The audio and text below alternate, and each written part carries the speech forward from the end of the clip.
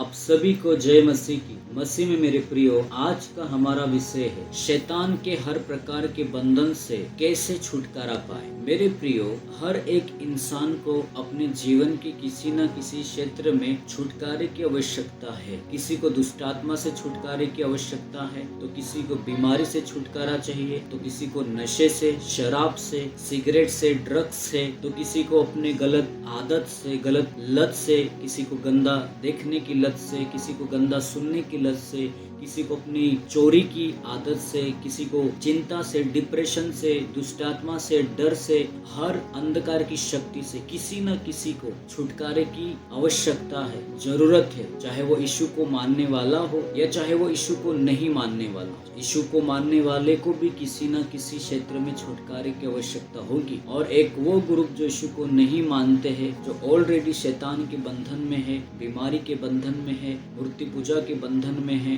अंधकार की शक्ति के बंधन में है, अंधविश्वास के बंधन में है, उन्हें भी छुटकारे की आवश्यकता है। मेरे प्रियो, छुटकारा बहुत इम्पोर्टेंट है। छुटकारा हमें चाहिए। हम छुटकारा कैसे पा सकते हैं? मेरे प्रियो, मैं आपको परमेश्वर के वचन से छुटकारा पाने के रास्ते के बारे में बताना चाहता हूँ। छुटकारा पाने का रास्ता कैसा है? कैसे हम छुटकारा ले सकते हैं?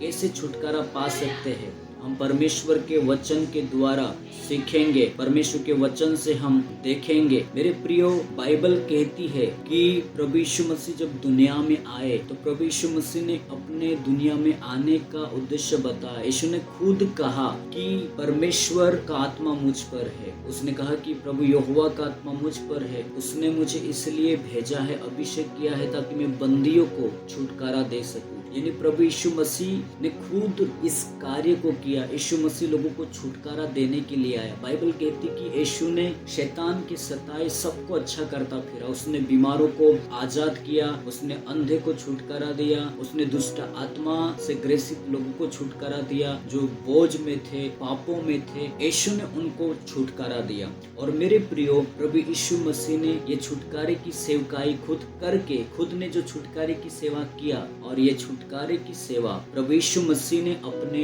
चेले को या अपने ऊपर विश्वास करने वाले लोगों को सौंप दिया है। इसलिए मेरे प्रियो, बाइबल के अनुसार, वचन के अनुसार आपको छुटकारा पाने के लिए, आपको आजादी पाने के लिए, स्वतंत्रता पाने के लिए, बाइबल के अनुसार परमेश्वर ने आपके लिए रास्ता निकाला है। प्रभु यीशु मसीह ने पहले से ही आपको छुड़ाने के लिए, छुटकारा देने के लिए बहुत कुछ कर दिया है। मेरे प्रियो, आज हम छुटकारे पाने के लिए कुछ महत्वपूर्ण कदम के बारे में या कुछ बिंदु के बारे में हम बात करेंगे। प्रभु यीशु मसीह ने कहा, तुम सत्य को जानोगे और सत्य तुम्हें स्वतंत्र करेगा। जी हाँ मेरे प्रियो, आपको स्वतंत्र करने वाला, आपको आजाद करने वाला, आपको हील करने वाला सत्य है। यीशु ने कहा, सत्य को तुम जानोगे और सत्य तुम्हें स्वतंत्र करेगा। मेरे प्रियो, आपके जीवन के किसी भी क्षेत्र में आपको स्वतंत्रता या छुटकारे की आवश्यकता होगी, तो यीशु ने कहा, जैसे आप सत्य को जानोगे, वो सत्य आपको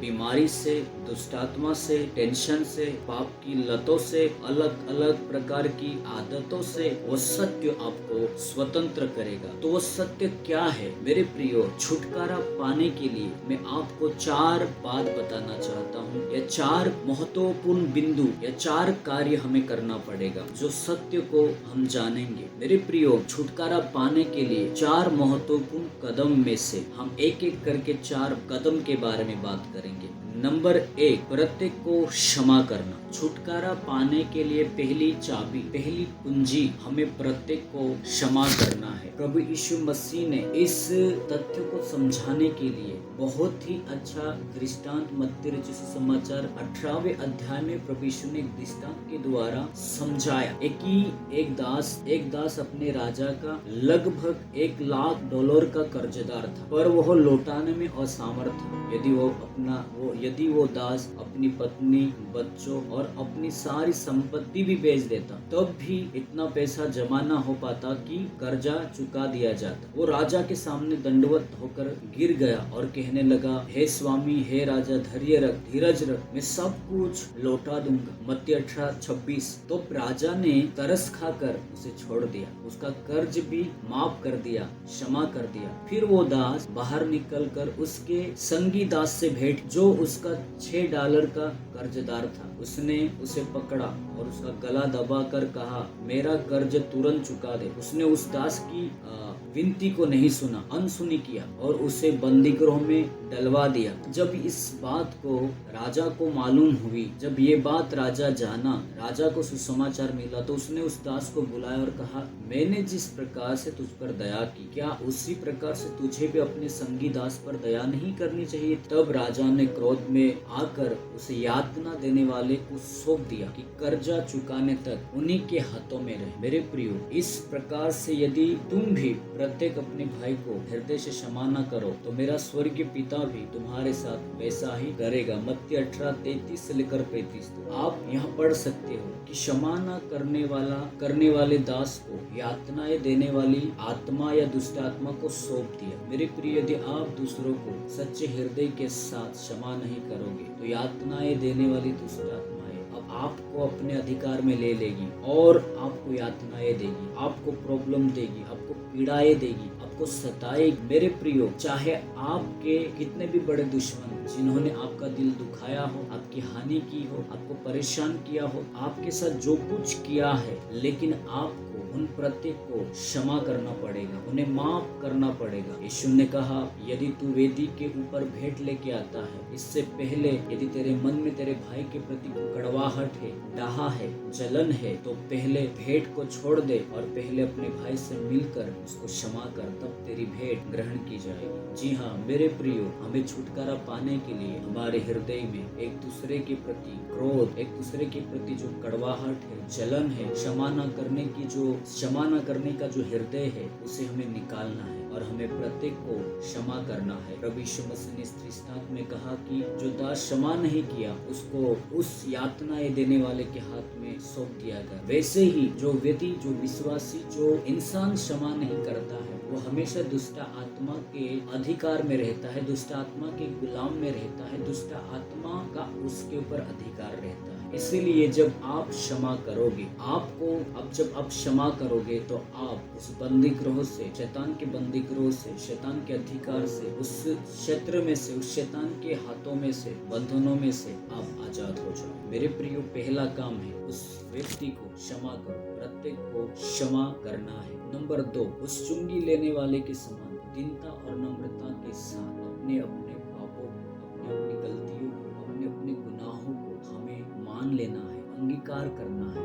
बाइबल कहती है कि जो अपना अपराध छिपाए रखता है, उसका कार्य सफल नहीं होता, परंतु जिसको मान लेता है, उस पर दया की जाएगी और उसका कार्य सफल भी हो। जी हाँ मेरे प्रिय, यदि हम हमारे गुनाहों को, हमारे पाप को, हमारी गलतियों को, अपराधों को यदि हम छुपा कर रखेंगे, तो हमारा कार्य सफल नहीं होंगे। हम जो कुछ करेंगे वो कभी भी सफल नहीं होंगे। इसलिए हमें हमारे पापों को मान लेना है, अंगीकार कर लेना है और अपने को किसी दूसरे के सामने, किसी दूसरे को कहना है कि भाई बहन, मेरे लिए आप प्रार्थना कीजिए, मैंने ये गलती किया है, मैंने ये पाप किया है, आप मेरे लिए प्रार्थना कीजिए। आप इस तरह नम्रता के साथ, जैसे चुंगी लेने वाला ने कहा, हे प्रभु, मैं पापी मनुष्य हूँ, मुझ पर दया कर। तब यीशु ने कहा कि जो अपने आप को छोटा बनाया था, उसके ऊपर परमेश्वर ने दया।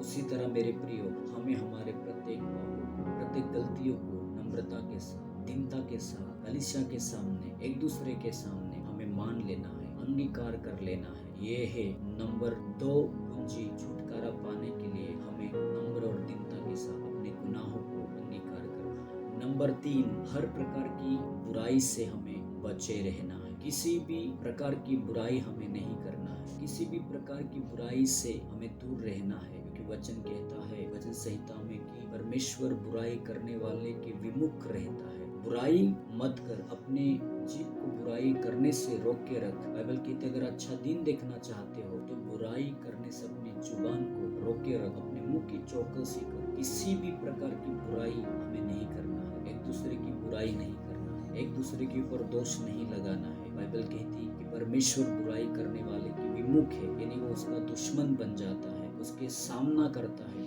इसलिए हमें नंबर 3 कि हमें बुराई से बचना है, हमें बुराई नहीं करना है, अपने पड़ोसी की नहीं, अपने कलीसिया के लोगों की नहीं, किसी पास्टर्स की नहीं, किसी की भी हमें बुराई करने की अनुमति बाइबल नहीं देती है। जब हम बुराई करेंगे तो हम शैतान के अधीन हो जाएंगे, शैतान के गुलाम बन जाएंगे।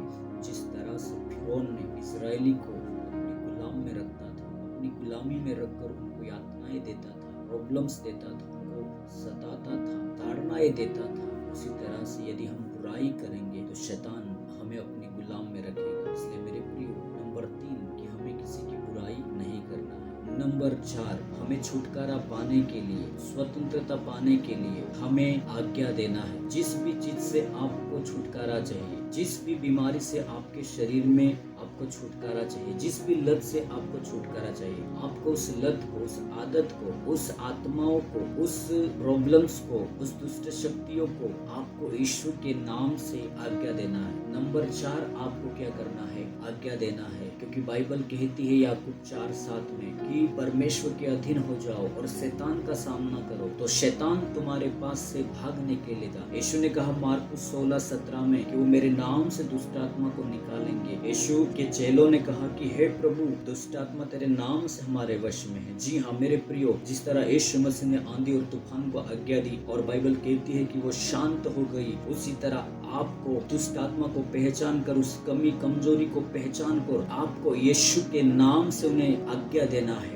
यीशु के नाम से आपको कहना है कि दुष्ट आत्मा, बीमारी, गरीबी, जो भी आपको, जिस चीज से आपको छुटकारा चाहिए, आपको यीशु के नाम से आज्ञा देना है। मेरे प्रियो, छुटकारा पाने के लिए आपको ये 4 कदम, महत्वपूर्ण कदम उठाना पड़ेगा।